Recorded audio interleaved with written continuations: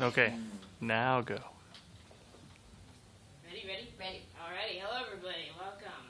Today, I'm going to be informing you about the art of horror in video games. I hope you find it interesting. We're going to be going over sound, color, and of course, monsters. But first, you need to look at the basis of it all. What makes you scared? The dark, monsters, someone jumping up behind you, slit your throat. Story is everything. Without a story, the monsters and all the atmosphere and everything else has nothing, has no power over you. Atmosphere, usually it's dark and scary and quiet. Atmosphere and everything too. All of these components of a horror game work together and are separate. Lighting and color also have something to do with scaring you. The color red, blood.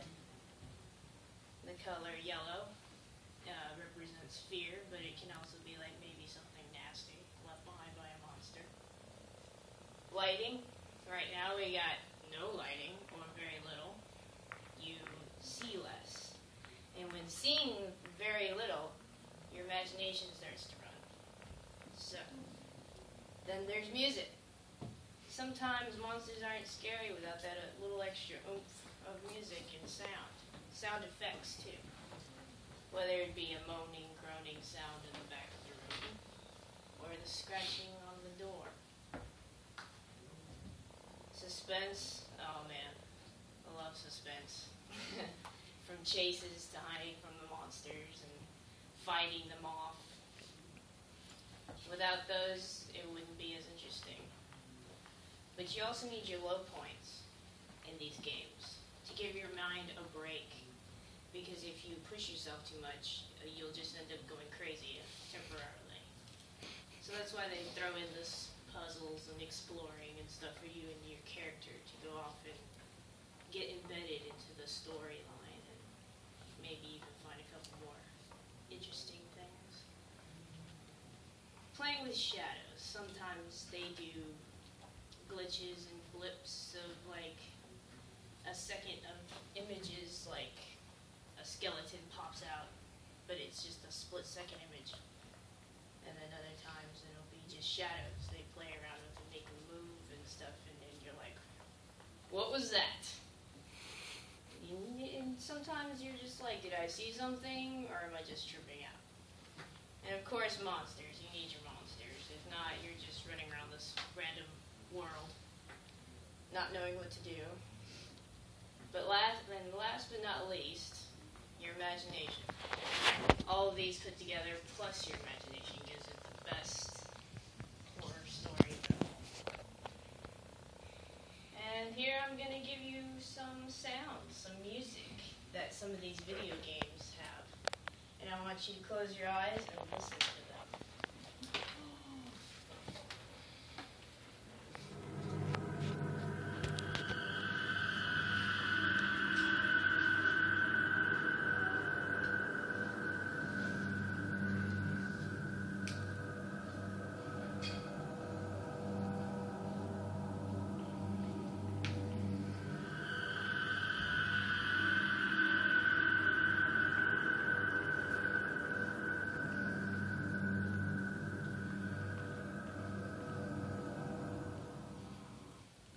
What do you think of that one?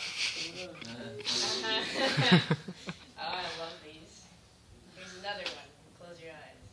This is when things start getting dangerous in this game called Great Monsters. Oops, wrong one.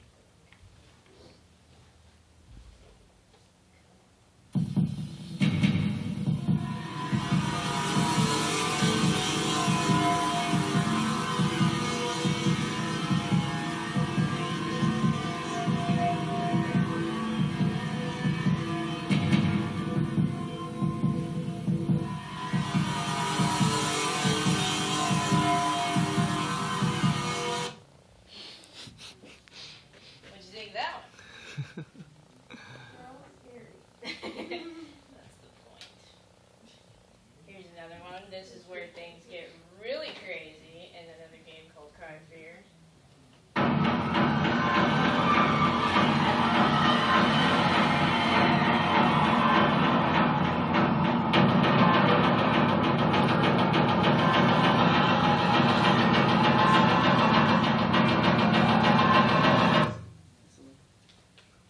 when you take the fuse out and you have to go back through the college to get through all the monsters and darkness.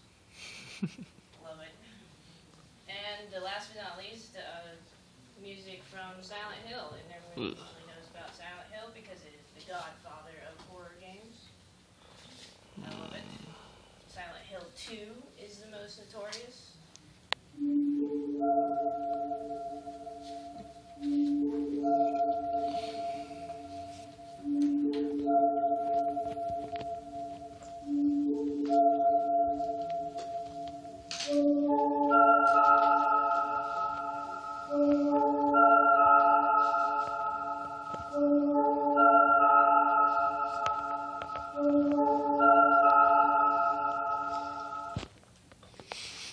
That goes for sounds. Sounds can go from screams to like the Cry of Fear college song to using heartbeats and upbeat things and stuff like that. So without music, the colors and everything else will not work. And then, like I said, color is very important, but they usually use black, white, and grayscale with splashes of color, dull color, dark colors, to give your environment a feel of threatening and dangerous and murderous and whatnot. And last but not least, we got our monsters. Usually monsters tend to be messed up versions of human creatures and whatnot. Slenderman being one, an elongated human being with no face who likes to eat children. And of course, everyone knows about Pyramid Head. And that's SCP-173. 173 likes to run around when you're not looking at it and snap your head. So, monsters are the key element